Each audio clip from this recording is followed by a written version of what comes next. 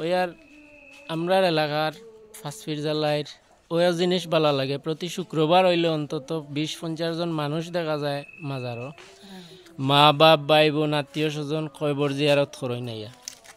ওটার লাগি ভালো লাগে যে সবাইয়া তো মা বাপরে মনে করেন কয়বরের ফারও বাইয়া দোয়া করেন